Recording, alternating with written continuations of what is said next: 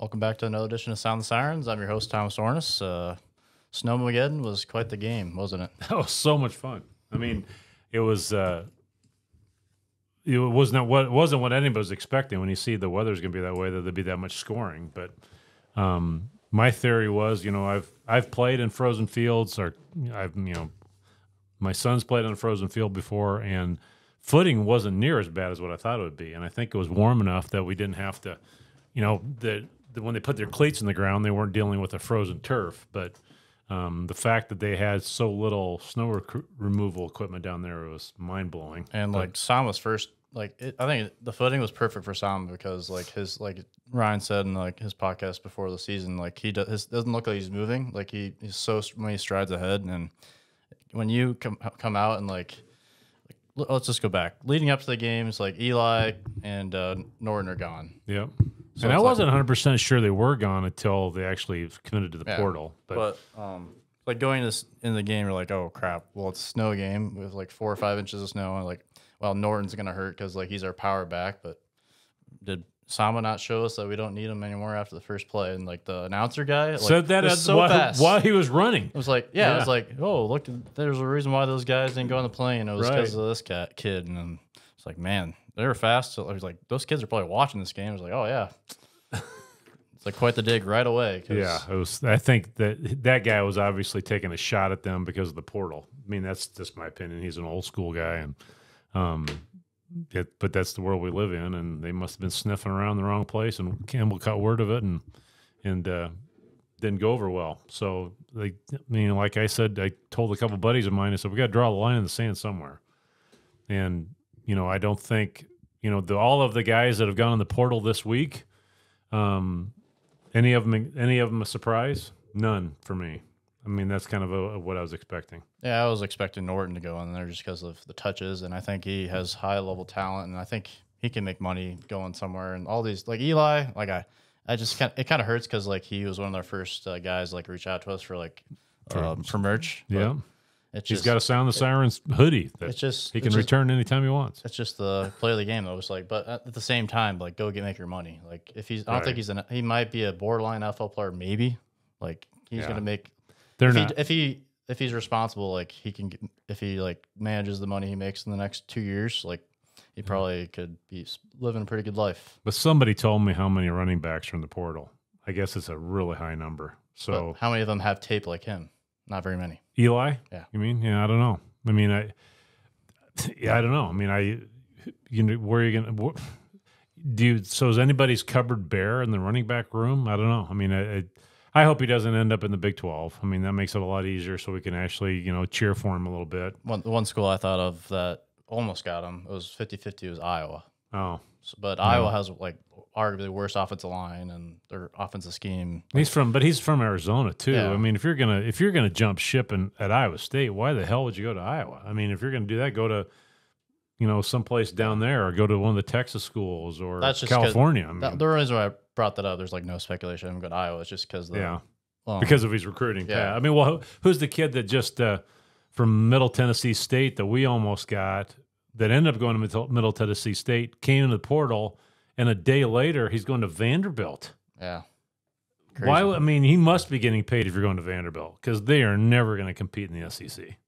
I mean, Vanderbilt has high they're really high education, right? They're high academic standard. Got one of the best med schools in the country. I mean, it's so anyway. I mean, that's just the world we live in, and I'm just glad that all of a sudden we didn't wake up today and have 5 more guys. I mean, I don't think the numbers moved for a couple of days. Greg Gaines, Cartavius, Eli, Hanukkah. I'm missing one, aren't I?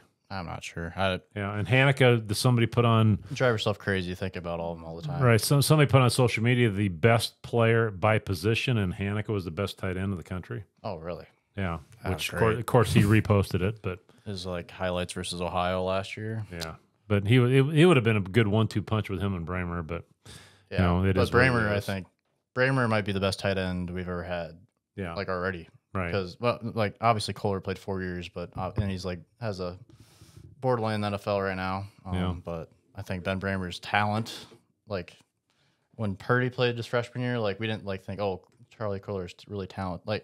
It wasn't we thought Charlie was really talented, and awesome, like because he was really smart and really good basketball the player first too. route runner like we've had since like EJ Bibbs. Yeah. But but I'm not trying to slight Charlie Kohler by any means because like he's. I don't think you can slight Charlie Kohler. I mean, if he's got his engineering degree, he's like a 4.0 student. So if football doesn't work out, he's okay. Yeah, and I just like reminiscing based on like how he made the decision based on like all these players like have like right because he flipped a coin. Four paragraphs like he just said I'm coming back to Iowa State University like he tweeted out. It's like I like that. I was like as like a kid struggling with reading myself like I don't need all this small print. I don't need to hear about thinking your cousins and everyone else and just tell me what you're doing. There's so many of them. Like how many? Like you're right. This whole dissertation people have to put out, like Spencer Rattler put out another one. I mean, to say he's done that. Yeah, I mean, how many times do we have to read 5 paragraphs to the last line says, "With that being said, I'm going to the transfer portal." Just say that. Speaking of Spencer Rattler, ever since like that Big 12 championship game, I think that some people in the media think that Spencer Rattler is better than Brock Purdy. I still think they think that. Yeah, that's insane.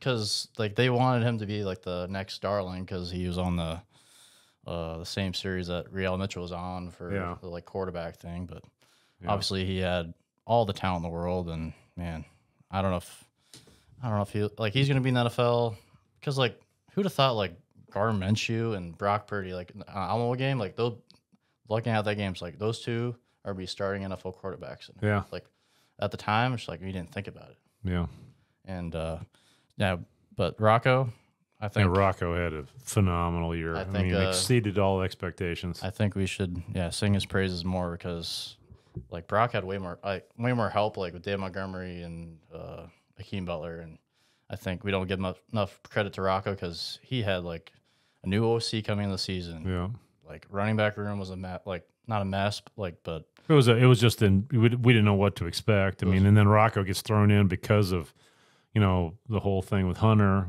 all of a sudden has to grow up fast. But man, he got better every week. I mean, and I think the way we finished the season when that bizarre game we played Saturday, I mean, just showed how much he'd grown. I mean, he handled a really tough situation, played really well. And but again, I'm going to keep coming back to what I've said 100 times in the last month. Our offensive line has gotten so much better. I mean, Abu doesn't do that by himself. I mean, Klotz pancakes some guy, and our offensive line has obviously got it figured out. And kudos to those guys. I mean, they don't get enough praise. And Abu, it's typical running back, he's going to get all of the press. But Abu would be the first one to tell you he's not doing it by himself. And a couple of the holes he had, he didn't have to make a whole lot of cuts, especially that first one. He didn't have to hardly make any cuts and just ran straight ahead. And his straight line speed is, very, very Brees-like. It's like we haven't won at K-State a lot, like my lifetime. It's like every time we've beaten them, we've scored in the first play. Like Brees Hall, long run, and Abu, long run. It looked very similar. It was kind of weird.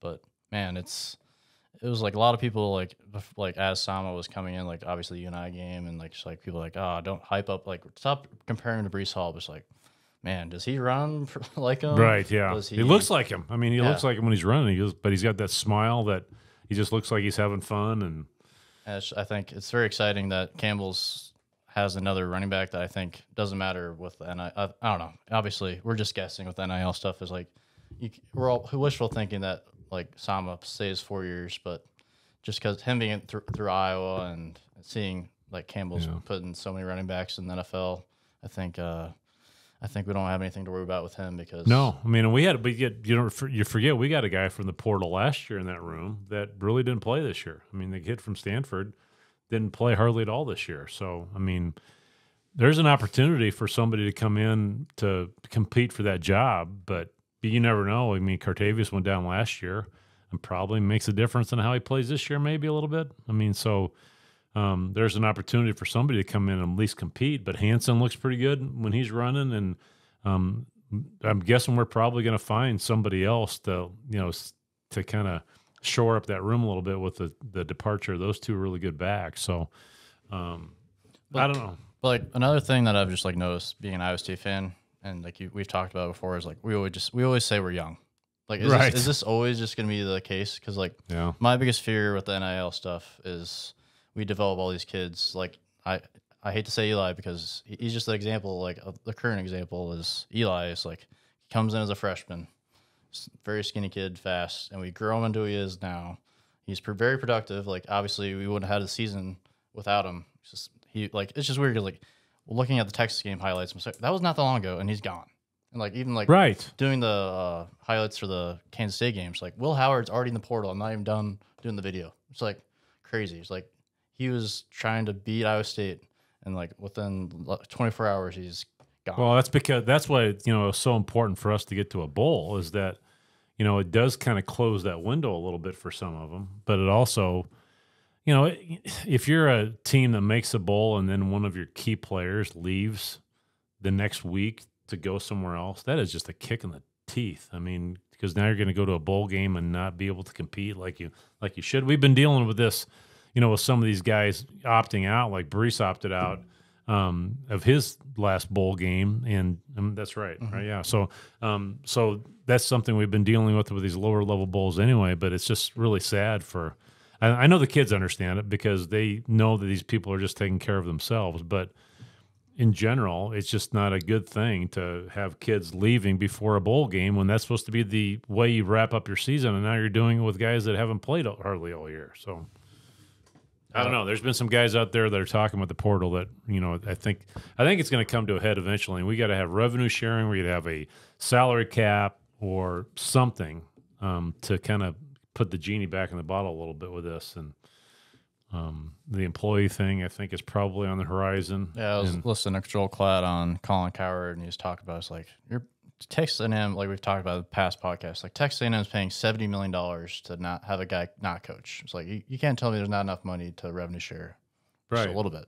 Yeah, to give like baseline level. Like I don't know. I feel like that's what we wanted to begin with, and like they gave everyone they just opened up the floodgates rather than they could have slowly integrate into the college like sports. Like they had a chance. They could have changed so many times. Yeah. There's like so many times they could just like slowly. Obviously they did it because like they didn't usually give athletes like checks every month, like with for the whatever they call it, the stipend enhanced stipend or whatever it is. Yeah. But that was just like they slowly got more like obviously Iowa State like as like TV money has gotten better, the facilities have gotten better. Like going into like the cafeteria and stuff, like as former athletes, I was just like, man, they were probably struggling because like they didn't even get money for food. Yeah.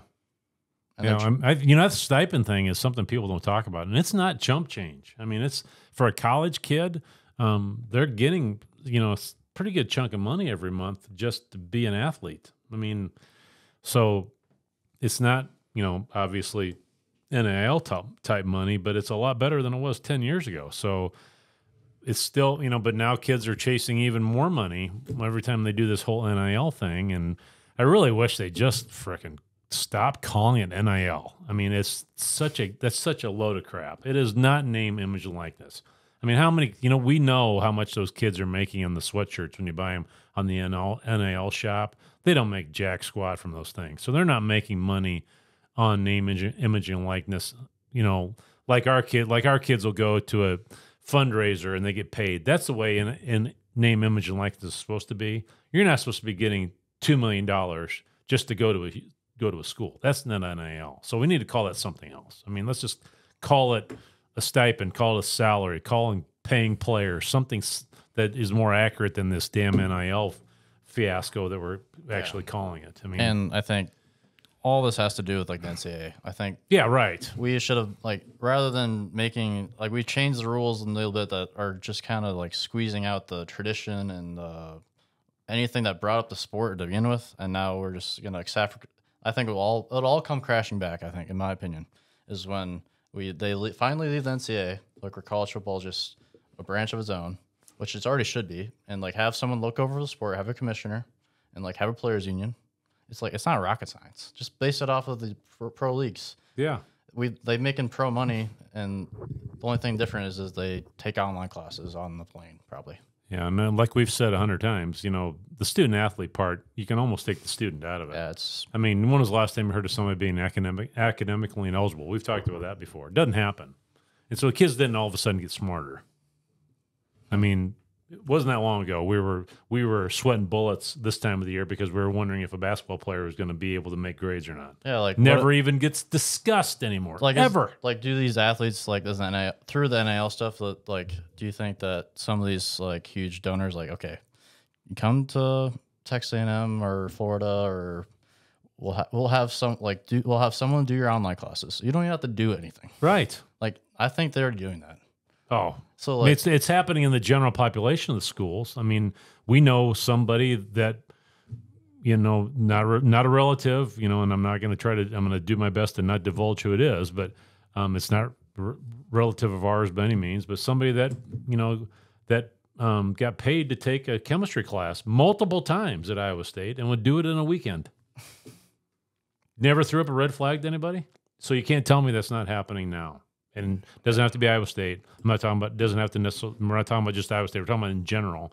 Every school in the country, you have not heard of a player that's significant being declared academically ineligible. And that's just crazy. And like, there's not going to be a rule, like, and they're not going to strike down on it. Like, the education stuff is already like gone. I feel like you're not going to see like Spencer Rattler or someone sitting on the sidelines because they failed an exam. Right.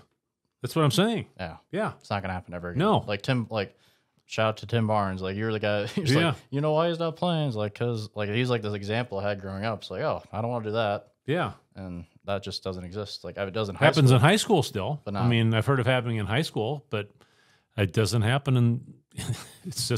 It's hypocritical to call him a student athlete is getting close to the point being totally hypocritical, because otherwise the grades we talk about the football team talks about their GPA a lot, which I think that's cool, and our GPA is really high when it comes to the football players, but somebody somewhere is not a very good student. You got to know that that's possible. Yeah. And all the tutors in the world will not let you pass every single class. So, you know, I'm kind of speaking out of both sides of my mouth here. I know we've got a really high GPA with our football players, and I'm not, you know, saying we're doing anything underhanded. That's not what I mean. It's just the system that is in place right now in general. That's what I'm saying. In general, with college athletics, in every school, in every sport, that the student athlete part of it is getting diminished, in my opinion. As a former educator, as a former coach, as a fan that has seen players sit on the sidelines because they're academically ineligible, and it doesn't happen anymore, something has changed, and it isn't because all of a sudden the SCT and ACT scores have gotten a lot better, because that's not true either. Yeah. I mean, obviously, that's a whole other discussion, but let's go back to talking about Ward. It's just like, there's going to be a million people that are just like, oh, just anything that's changed, just like, oh, it's not good. Yeah. Just like, go back to what it used to be. No, I'm not saying go back to the way it used to be, but nobody talks about it. When was the last time you turned on one of the major podcasts and listened to Stephen A. Smith talk about why are students never academically ineligible before when they used to be that way? So is it all of a sudden because we got better tutors? You know, and I'm not saying right or wrong either way. I'm just saying that's the reality. We don't hear about it anymore. So what's changed? Yeah, it's just like the college like experience, like with Abby versus you. It's not even identical at all. No.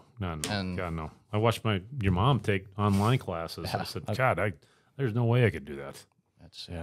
I don't know. That's move why I like. Let's move on. We're probably already boring people anyway. Yep. And let's switch back. Let's go to basketball. Well, you want to? Yeah, I see you got written down about Nate Shieldhouse. I mean, Nate Shieldhouse is not getting near the props he should. I mean, he has evolved in front of our faces too, with being an OC. He is fantastic. You know, after the Ohio game, we kind of really seems like we kind of had a soul-searching moment, and he's done a fantastic job. And boy, if this is, you know, typically when your first year at something is your worst year, if this is his worst year, look out. Yeah.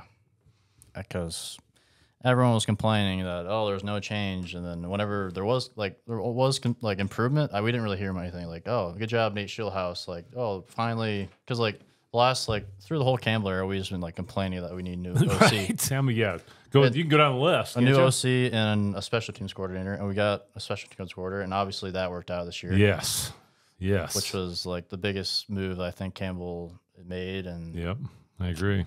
and Tyler Perkins is freaking good. Tyler Holy Perkins. crap! Contreras has been dependable. Our kickoff guy, I sat next to his parents. Shout out to them at the Texas game, and I'm sorry I was a little enthusiastic, if you know what I mean, for being a fan that night. But I told her, I said, we get touchbacks all the time now. There's a lot of times we didn't have many touchbacks ever in the game. We were wishing our kicker would kick it out of bounds. Yeah, yeah, because we couldn't get a touchback. So I'm hoping he sticks around. I guess he's a pretty good wrestler, but maybe, I don't know did we talk about this in the podcast last time? I guess he's a pretty good wrestler in Virginia, but his folks have said, this is Iowa. Wrestling's a little different in Iowa than it is in Virginia, but we should probably touch on that a little bit. The duel Saturday was a lot of fun. I mean, we sat down and watched it. From beginning to end. Had a couple calls that even Dresser said that he wishes he could have back. It's like rule. Actually, I don't know the rules that well in wrestling, but boy, I mean, I was sitting there with two other guys that aren't huge wrestling fans, and I said, my heart's just racing during every one of these because it was so close, and we were so close to upsetting these guys, and we had a couple kids come out and wrestle really well, and it was first time it was sold out since 1982. That's insane. Which is kind of mind blowing to me. I mean, how they sold out back then. Yeah, well, I mean, that was back when word of mouth. Iowa was starting to take off, and we were really good. And so, I mean, they kind of went through the history of Iowa and Iowa State. Jim Gibbons, and Dan Gable are good friends. Dan Gable used to wrestle at Iowa. He was an Olympic champion, then became a legend at Iowa. Dan Gable wrestled at Iowa State, became an Olympic champion. He's a legend Iowa wrestler, a wrestling coach. And so all of the connections that we had with it. And, we talked about when I interviewed Brian Neal, back in the 70s, 70s and early 80s, he was a state champion heavyweight wrestler, and he'd go wrestle in the off season with the wrestlers just to stay in shape. And so can you imagine our kicker going and wrestling with, now and just to stay in shape? I mean, that just wouldn't happen anymore. But yeah, and Brian, I think I said this last time, Brian was saying, I just used to go stay in shape. I said, Brian, I looked it up. You were the Big 8 champion one year. Excuse me, Big 8 runner-up, I believe. So, yeah, it was a different time. But, yeah, it was a lot of fun. So yeah, I want to move on to basketball. Yep. Yeah, get a lot of question marks. Kind of an ugly week in Florida, I'd say.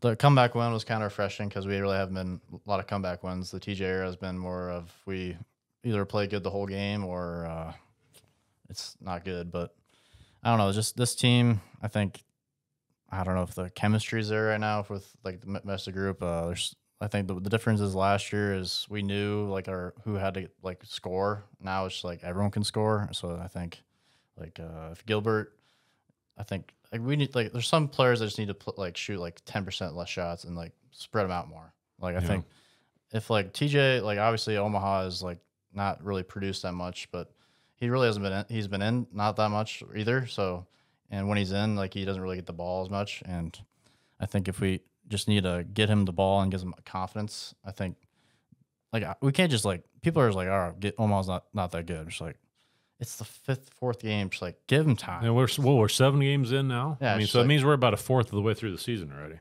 But I mean, March is a long ways away from now. Correct. Yeah, and I agree. And I'm not disparaging Omaha. I mean, heck, he's only taken 18 shots the whole year. And he's like one of our best free throw shooters. Right. I think he might be our best free throw shooter right now. And I mean, if he can just hit some threes, because like he actually is our best free throw shooter. No. Yeah, he is. He's 89%. He's only taken 9. He's 8 for 9, and Milan is 12 for 15. Those are our 2 best free throw shooters right now. And free throws is the biggest Trey. thing. It's not. It's the if we can't figure out free throws, we will. Doesn't matter what we do. I'm telling you, the part that it really troubles me is the 3-point shooting, because we thought that was a hole last year. We thought we'd filled it, but when we were down in Orlando, yeah, excuse me. When we were in Orlando, we did not shoot the ball well at all. I mean, between the VCU Virginia Tech and A&M game, we're 16 for 68 from the 3-point line. We're 23.5%. Insane. Yeah, and so and Curtis was 24%, 6 for 25, and Taman was 5 for 16 at 31%. Take Milan out of that, it's like Milan in the A&M game was 4 for 13. Yeah. So I mean, So we have to fix that, and because if we don't have any threat besides Milan, what's going to happen is that they're going to start backing off, and there's a couple times in the A&M game they were letting Curtis shoot. They weren't even guarding him, and so I would do the same thing if I was coaching them. They scout the heck out of our kids. They knew our plays. We threw the ball away a couple times because the other team was right in the passing lane. But if we can't be a threat from there, that means when you say you're a threat, you got to be at least 30%. Then they're going to start packing the lane, which means Keyshawn and Taman aren't getting to the rim near as easily as they are now. Now we're also shooting more free throws, I believe, this year than we have in the past.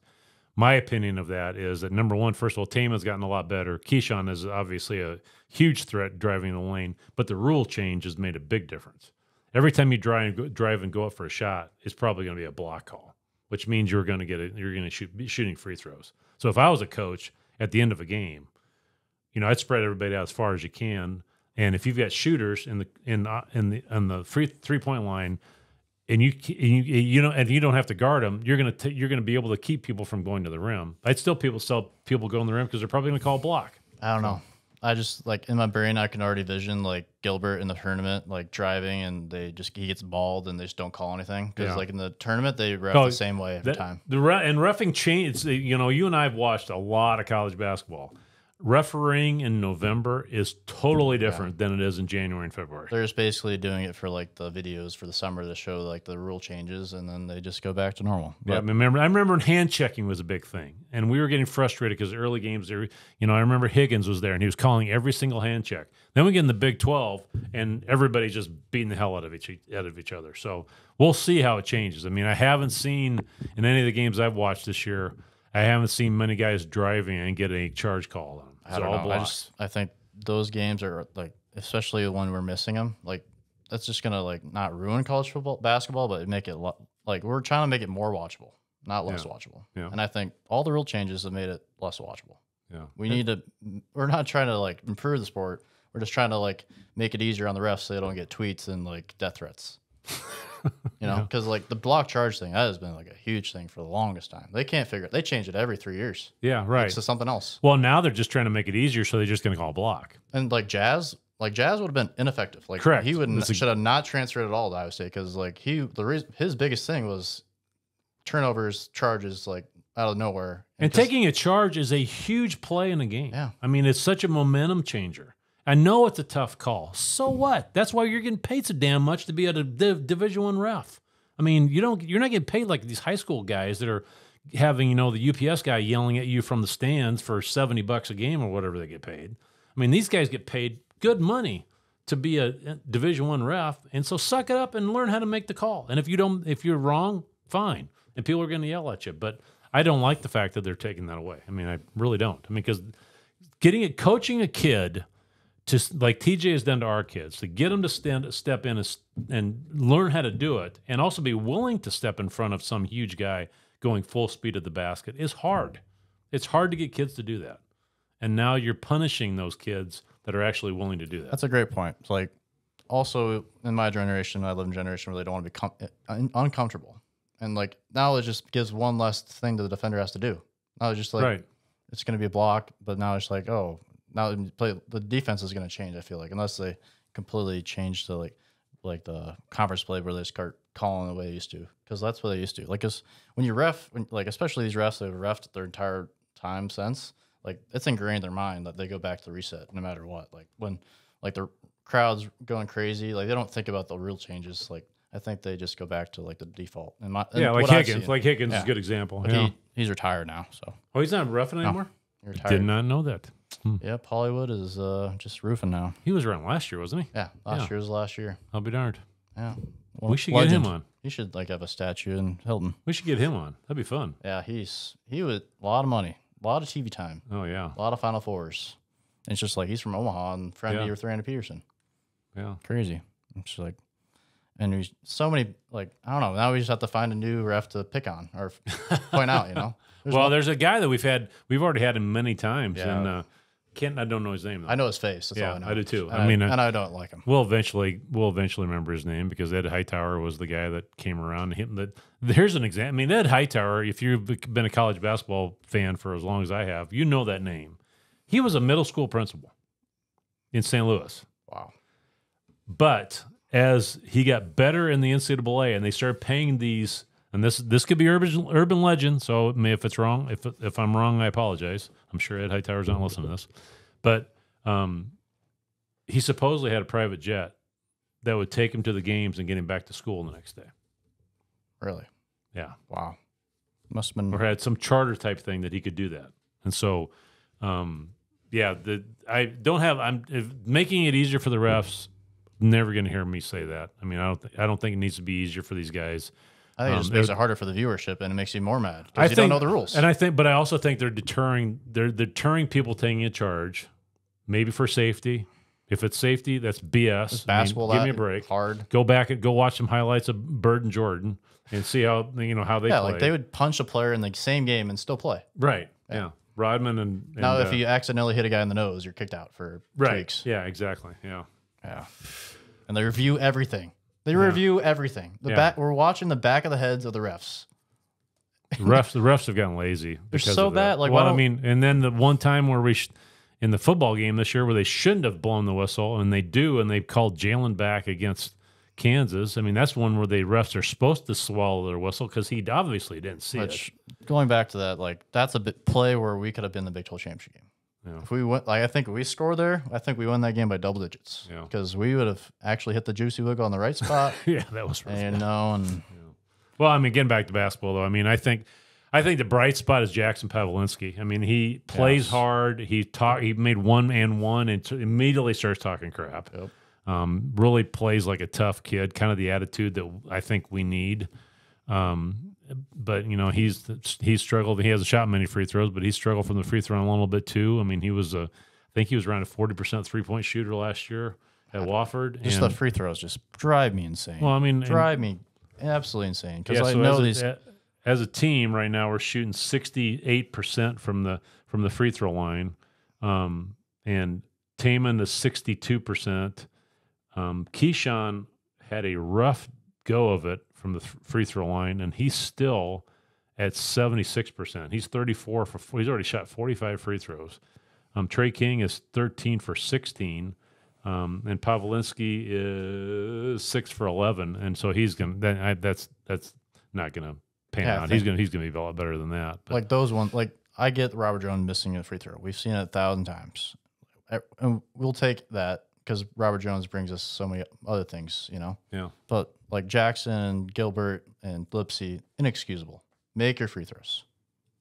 Inexcusable. Right. Make your free throws. No, right. Like Gilbert, like obviously, if you're gonna drive, like that's what worries me about Gilbert. If he keeps missing free throws, then he's not like his biggest thing on offense is driving. And when he misses so many free throws in a row, then he won't drive anymore. Right. So he'll be ineffective. Right. And we don't need I don't know. We're just so used to having ineffective offensive players at Iowa State for basketball, and I thought this year would be different. I'm not trying to. I'm not giving up on anybody yet, but I think this next week is going to be a big, going to tell us kind of where we're at. Yeah. I mean, Iowa and DePaul, going on the road to DePaul, and the Hawkeyes are up and down. They're going to play good defense, I think, depending on the night. Yeah. Well, I don't know. They score like 100 points a game. Can we cut that out? Yeah. Do you see the photo of it last night? Their fans? No. Wow. There wasn't. I mean, our fans don't really. I'm not exactly thrilled with our fan.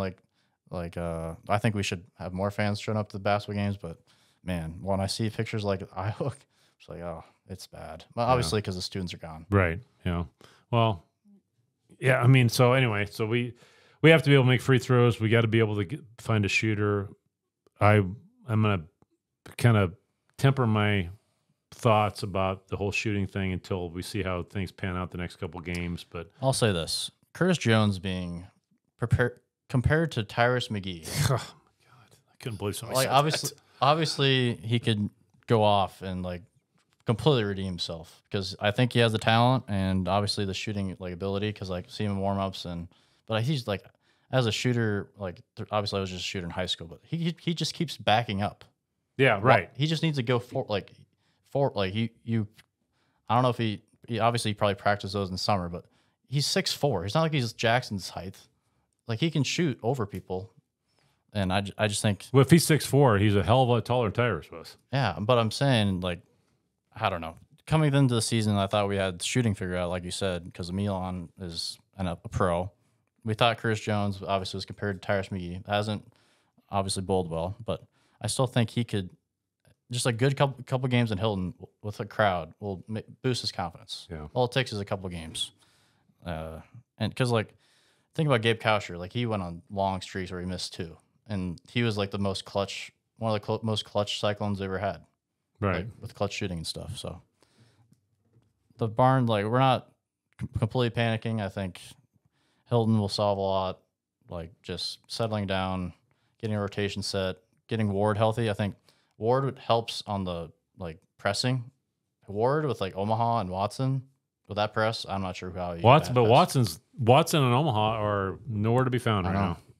I mean, Watson came in garbage time at the end of the game, the last game, and Omaha played very, very little. So yeah, I don't know if like I can see TJ just going back to like remember where he played everyone, just like having rotation, like just like get the energy going. Like we just need like when we have bad, I think we just need more like positive energy. Like when we multiply bad possessions more we didn't like years past. I think we've like so this is gonna be an unpopular question, but we don't have any sponsors like Elon Musk. Yeah, right. That was pretty funny. That was hilarious. But compare Watson and Omaha. What does Omaha bring to the table that Watson doesn't, and vice versa? Omaha could shoot free throws. Right, correct. Watson, as of now, I think is a better rebounder than Omaha, but there's just not that much of like I just need to see Omaha more.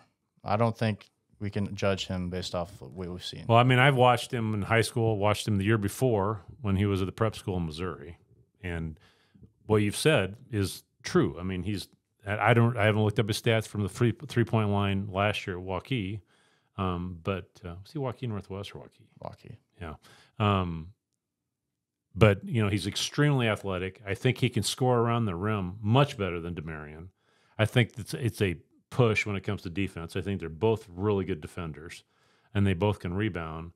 But what we're missing right now is scoring, and so I think where Omaha's opportunity is that when he gets in, we know he can guard. I think he's a little lost right now. I think he's just nervous, he's fine. People forget this frickin' McDonald's All-American crap. He's still an 18-year-old kid that's playing Division I basketball for the first time. Marcus Pfizer wasn't that great. No, exactly. And so, but I think he's got to get more aggressive on the offensive end. I mean, I think he's really, really handy around the rim. I think he can be a threat from the 3-point line. But we need scoring. That's the bottom line. And if we're going to rely on Bob being our only post threat, and Trey for that matter, I think Trey is. He's overlooked. I think Trey is a man. He's been playing fantastic. I think he's probably one of our huge bright spots this year. I mean, and he's not even finished a year being in the Cyclone uniform yet because he's had to sit out till the second semester. He played all last year. He played all of last year. When I thought he started a semester. Wasn't that last year? I think that was, yeah. I don't know. Guess we'll have to because we'll have to I'm just so used to yourself. like everyone playing right away because like all the waivers and like I don't think he played till because he was from Georgetown I don't know. Anyway, my point being, but he's been at Ames for a long time. He graduated already. Like, right. I mean, he was at Georgetown for like I don't even know for like an hour and a half, and then he was at Western Kentucky, I believe it was. Yeah, because he's from Lexington. Yeah. So anyway, but the bottom line is Trey King has been a huge bright spot. I mean, he's playing really well. I didn't know he was fighting an ankle injury, which I guess he rolled his ankle. I guess he is. Yeah. So that's that's a little problematic, but anyway. So I lost my total train of thought because I'm trying to figure out who's right in the Trey King thing. Anyway, so Trey King's a bright spot. I think Omaha, if he's going to get on the floor a little more, he obviously has to do what TJ expects him to do on the defensive end. He's got to rebound and he's got to score because we need some scoring. All right. That's my opinion. I'm not. Let's just talk about this. I don't know. have a pod before the Iowa game, but what if Trey played 23 games last year? As a 18-year-old from Iowa, what if, I'm not saying, like, obviously I think he's going to play against Iowa, but what if he doesn't play very much against Iowa? What do you think that does to him mentally? I don't know.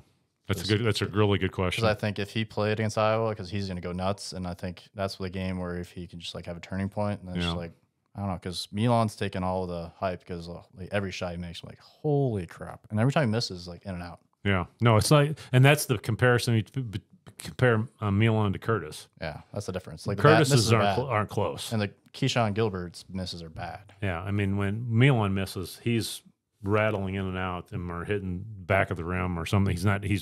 They're really close to going in every single time, even these tough ones. So yeah, being 6'8" helps. Correct. Yeah, yeah. So I don't know. I mean, we've only lost 2 games. We as bad as we played, we still almost beat Texas A&M. Just make free throws, we probably win that one at least. And now we're sitting here being probably a little more positive about it. And if we can come out and beat DePaul and beat the Hawks, then we're probably back at being pretty happy about things. Because once we get past the Hawks, now we got a bunch of cupcakes again before we hit the Big 12. And when you look at January, Houston coming to town, you got to be ready to roll in January because it gets hard really fast. And I watched Oklahoma play. Oklahoma is a lot better than they were last year. I mean, they've got a lot of portal guys. They're big, they're strong, they're athletic. They got a good coach too. Yeah, so it's gonna be a grind when you get to the Big 12. But every night is a resume builder in the Big 12. But I can just already see our fan bases. Like I think we're gonna like probably go on stretches where we're like George teams where we like lost like 3 games in a row, or like obviously playing at home makes it so you don't lose many long streaks. But winning on the road might be tough this year. But I think TJ, other than this tournament, like he's been great on the road, like neutral games, right? And, yeah. So well, he obviously is, he talks the talk and walks the walk when it comes to mental toughness. I mean, and that's all that is when you're going on the road. That being said, I would not want to be in practice this week because I think they would probably just be running to the ground because TJ, I think his practices, like obviously Larry's practices, Eustacia were, but I think TJ is just like a brighter, like better image for this like Iowa State because like he's just like obviously Larry had his own problems but I think TJ, he's just set in stone, ready to roll for Iowa State. I think Larry, when he came, like he just like fumbled into like a really successful program. But like TJ, like he came in as a 28-year-old or whatever, 25 or whatever, met his wife, learned how we lost, like through the Greg McDermott area, like we had talent, but like this is how we not win at Iowa State. Sat through the whole Fred era basically, saw how Hilton works, and like if we just added a little defense to that Fred era team, I think we would have won like 2 national championships. Yeah, right. So I think you've just knocked it out of the park. I think that's 100% right. I mean, he's trying to take the Fred version and add defense to it. That's exactly, or you can even call it the Johnny version and add defense to it. And I think probably if anybody's frustrated about our 3-point shooting right now, it's TJ. Yeah, because that's the difference. We are ranked middle of the road 15th probably if our 3-point shooting is what we thought it was going to be. Yeah, because and free throw shooting. Milan, being Milan's like obviously he had one bad shooting night, but if he just got any help, he would be like the talk of the town. But I like how he's just low key, keeping low. Like he has things to work on, obviously, but man, I'm loving him as a Cyclone, and every shot he takes him is like, oh man. Well, and they obviously have confidence in Jackson Paveleski because if you notice during a timeout, one of the assistants went up to Jackson and said, "You have to shoot." You could read his lips perfectly, and so I think if he gets confidence, it's scary because that kid, if like without confidence, because obviously he missed free throws and stuff, but I think he's a kid who makes confidence off his defense. Yeah. Versus some of the players I think the transfers had are. Like, obviously, Iowa's kind of like that, too. It's like, if you don't score, then it's just like you lose focus in the game. And I think prior 2 years of the TJ era, we've had players where defense has always been the number one thing. Yeah. Now it's like Gilbert, Chris Jones come in to play offense. Obviously, they're good on defense, too. Don't get me wrong. Like, Chris Jones is really good on defense. Like, if he was... he's fantastic defender. I have not criticized his defense one bit. Him and Jackson are both fantastic on the ball. Yeah, like... That's the thing is like if he wasn't like that, everyone would be calling for. Oh right, yeah. Because but I don't know. We have so many people to handle the ball. And like, I think Lipsy, we haven't really talked about Lipsy. I think he's a key component to this too.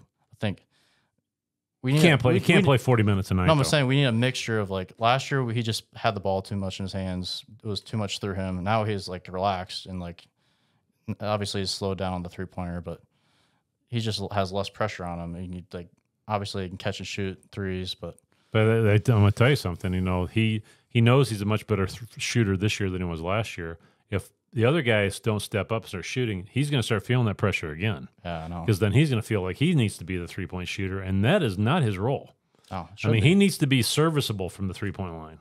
Curtis, Keyshawn, Jackson all need to be our 3-point shooters.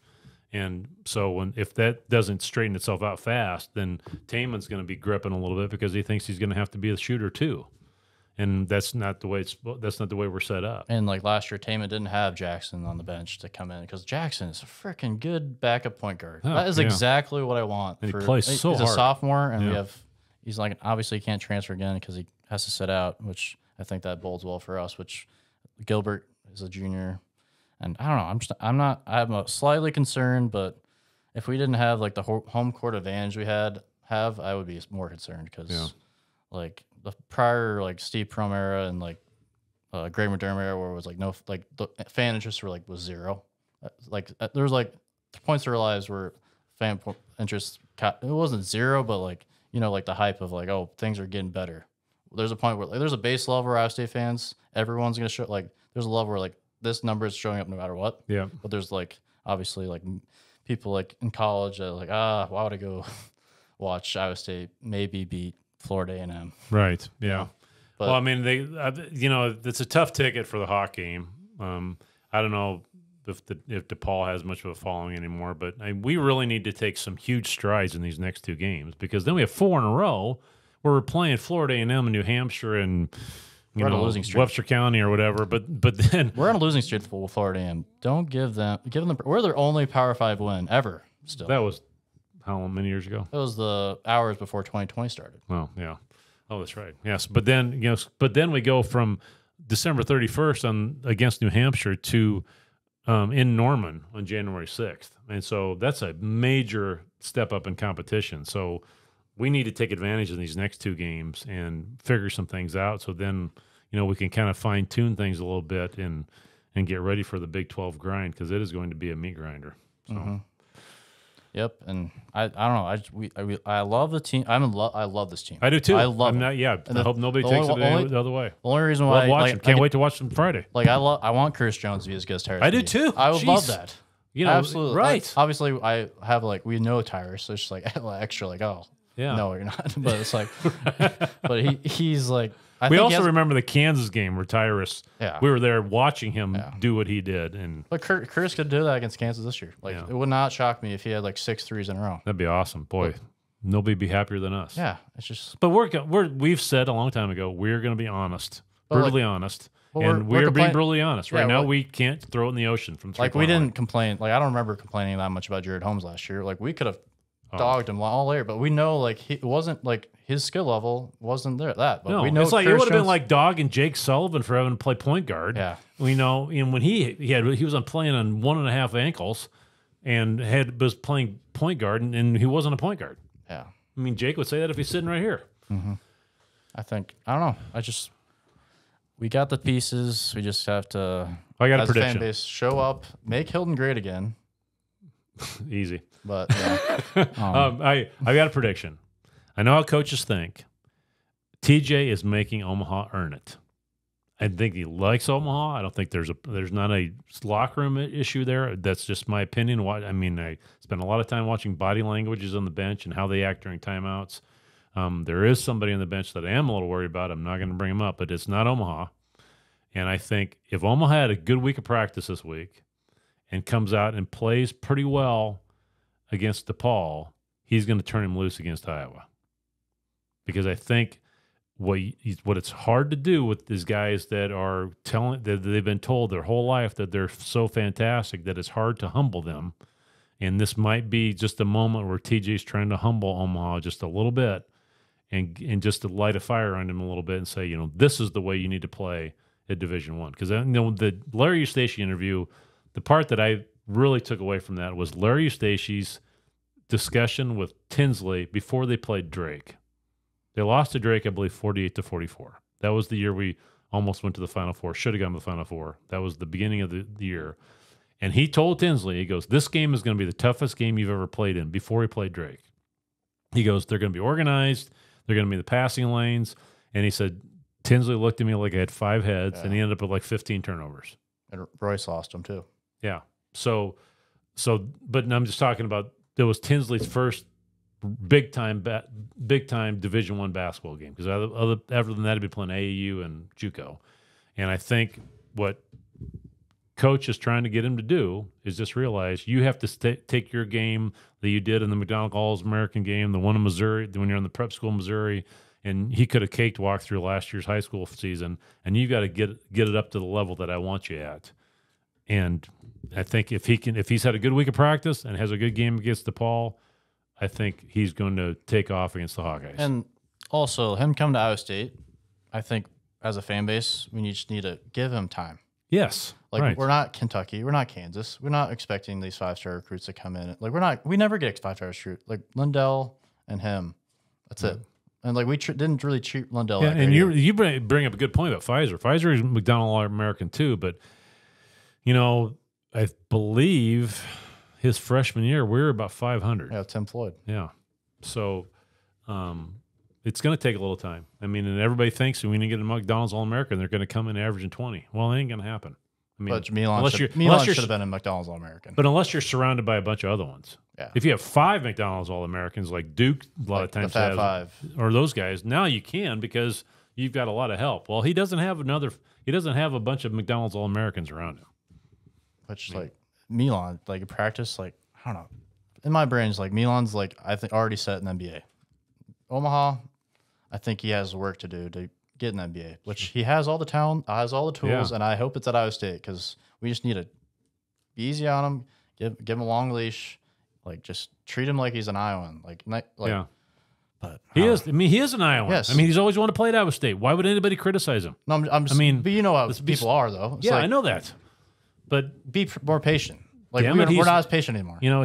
Royce came in as, like, he wasn't good until, like, the Texas game, the conference game. Yeah. And he was a grown-ass man then. Yeah. Omaha's an 18-year-old kid. Everybody bitched about Harrison Barnes going to North Carolina. Well, Omaha's here. Yes. Give him a chance. Yes. I mean, and let TJ do his job. I mean, TJ is doing has a reason that he's not playing that many minutes right now. And you and I are not at practice every day. Yeah, we have no idea. We have no idea what's going on. And that doesn't mean he's got a bad attitude. That just means that he might not be executing he's not executing what TJ wants him to do. And like Bobby Knight always said, the best motivator is playing time. He goes, there's a direct connection between your butt and your head. If your butt's sitting on the bench, you automatically start thinking, that's why, because you're not playing. I mean, I'm screwing this up totally, but there's been a lot of Bobby Knight memes out there. He's not listening to this, so. Yeah, I know. But that's not funny. He said the greatest motivator. He always said people asked him, why did your teams play so hard? Because I expect them to play hard all the time, otherwise they won't play. And I think that's one of TJ's. I'm not criticizing Omaha, but I think that's the way TJ's wired. If you don't bust your ass, dive on the floor, and go after every single loose ball all the time, not just sporadically, all the time. And I'm talking about in practice too, which we have no idea what's going on in practice. That's the way TJ's wired, in my opinion. And I'm going to connect this to football real quick. Like, you know how we get all these 4-star receivers that we think were going to come in and save us? Yeah. It's like the same mentality. Like, we'll come eventually. Not obviously, football is a completely different sport, like ratings and stuff. Anyways, but I don't know. I just think Greg Gaines is a good example. We heard about how good Greg Gaines was for a long time, and he could not figure out a way to get on the field. And he's in the portal, and I don't know. He could be at UCF next year, and who knows? Like, who knows? Him and Jeremiah know each other, so if Jeremiah's got to guard him next year, I like our chances. I always hear like Michael talking. It's like, why doesn't he play more? It's like, you do not think Campbell is in practice, right? Looking for better, like, yeah. And it's like we have Jaden Higgins. Like, oh man, he's gonna be so good next year, and him and Rocco's connection. Yeah, Jaden had a phenomenal move in the Kansas game. Like, how are you doing? And then he caught it in the end zone too. I mean, Yeah, that Kansas game was was that's an all. We talk about it. Was kind of our lingo in our family. We have rewatchable games. That is an all-time rewatcher. It is. I mean, snow game, the year of like, oh, the Farmageddon game. It's not a really rivalry, but we're not going to continue on. And it's like one of the most entertaining, probably the most entertaining game from that rivalry. Obviously, there's been close games, and obviously we're biased because we won. But with 4 or 5 inches of snow, and we have that high of a scoring of a game, and like Rocco, we only had obviously Sam had a fumble, but you don't even think about that. Just like and and then he's like having the announcers like, oh, after first couple carries, like he's Barry Stevens, he's Barry Stevens. You mean Barry Sanders? Barry Sanders. He's Barry Stevens. He can shoot too. Yeah, it was Barry Sanders. He's runs like Marcus Dupree. He's like, it's like, man, it's like, what is it? Like, why do we always do that? He's a freshman. He's like, oh, he's the best running back of all time. Yeah, right. Because like, he has no middle area. But then he kept doing it over and over again. I mean, and even the one he fumbled was a nice run too. But I don't know. It was fun. I'm happy for him. I mean, I always like to see the Iowa kids do well. And a year ago, he did the exact same thing in the state championship game for Southeast Polk. So. And like looking at that, remember when he just like that one long round where that number 10 just like shoved him? Why that guy did he do that? He transferred. Yeah, and he also put on his dissertation about transferring about he never given up a touchdown. He pushed the guy in the end zone. He pushed. He's almost like he's like shoving him on a sled down a hill. So here he goes, Boo, get to the end zone a little faster. Like the only way I can explain it is like, you know, like how you play like when you're in recess and like stuff. Like there's sometimes like a foreign exchange student plays. Like, you know, like when you give them extra boosts. Like, that's what it looked like. It was like, what in the hell was that? Yeah, it's like the worst tackle attempt ever. Yeah, I mean, that was just. I've watched that play 100 times. I don't know what he was thinking, but. Well, basketball-wise, I think if we can come out of the DePaul and Iowa game 2-0, you know, everybody's going to be feeling pretty good about things, but we're really not going to know where we stand until we get to January, and that's when it counts anyway. I mean, that's when people will really pay attention and start watching anyways. And that's, and every night we're going to have a chance to boost our RPI and the ratings that they use for seeding, and and like last year, like I always thought like there's a ceiling. Like we've already might have hit the ceiling last year. Like at this point, but we beat North Carolina a year ago, but now it's like thinking like we have not even touched. No, we've got some players, and I think we saw a flash of it. Of how good we can be in the first half of the Texas A&M game because we're making shots. Yeah, that's the biggest difference between the second half and the first half is that our threes were going down in the first half, and then they didn't in the second half. And the threes didn't go down, and the free throws didn't go down. And the free throws is inexcusable. I mean, I don't care what level you're playing at, but then it's been around this game long enough that it turns into a head case game. I mean, it does. I had many games that we should have won when I was coaching high school, and there was a couple guys that normally make free throws miss them.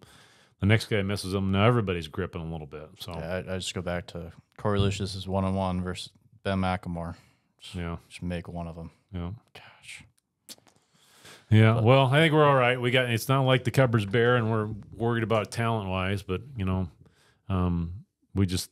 I mean, and we've got the right guy for the job. I mean, I'm a huge TJ fan, not criticizing him in any way, shape, or form. And I think he's going to get it figured out. If they're not going to, if the kids don't figure it out, they're going to be in really good shape before the year's over. And also, Nate Schmidt is one of the best offensive minds in the nation. I think low key that no one talks about, which I think this will probably be very good footage someday because I think he'll be a head coach someday. And he'll be no doubt. No doubt. I hope he's in Ames for another 5 years, though. Him and AJ Green's dad. Yeah. Which and that's one thing I watched a lot of the behind the scenes stuff with coaching. We have a defensive coordinator and an offensive coordinator for basketball, which is so fun to watch timeouts because TJ is basically just the CEO of the moment. Where if it's a defensive thing, it's Green. If it's an offensive thing, it's Schmidt. And TJ's just getting all the soldiers in just pointed in the right direction. Yeah, I was going to bring it back to another era, but I'm not going to bring it back because we didn't have no idea. Like Prome's assistants, we have no idea who they were. Right. Because they were that bad. But anyways. Well, stop. We're going to stop doing that every stinking time you bring that up one way or the other. I just feel like it's in my gut. It's just like you have to get it out. Well, you need to. Yeah. This should not be a therapy session. But yeah, I think he ruined a great thing, but now we're back to where we were. Yeah. So let's not talk about it anymore. All right. Go Clones. We got to beat DePaul and beat the Hawks. I guess we'll probably do one before we see the Hawks, but Yep. Yeah. Find out bowl projections. One of them, Fox says we're going to the Independence Bowl playing Oregon State. Pop-Tart Bowl, Cheez-It Bowl. Pop-Tart Bowl. Just open your cupboard. Yeah. You open your cupboard and point to a can bowl. Yeah, you might. Yeah, that's how you predict nowadays. Yeah, but we'll know that probably by Sunday. It's just like when we've obviously had debates like, oh, the bowl games matter. Like, oh, they matter. Obviously, I think they matter. I might have wrapped around where I think they matter again. Yeah. But also, the sport doesn't really like. If it really mattered, would they change the transfer portal thing a little further so like players could play it? It's like how many like just pay the damn players. Like Kansas State. Yeah, right. Like Kansas State won 8 games. Another bowl game is like, oh, who the hell knows? Yeah. It's just like crazy. The portal ought to open up January 6th. Yeah. It's a bad reference. January 10th. January 10th. Should open up January 10th. I mean, after all the bowl games are done, people are busy that day. You can't transfer until after all the bowl games are done, and give them the end of January to figure it out and call it a day.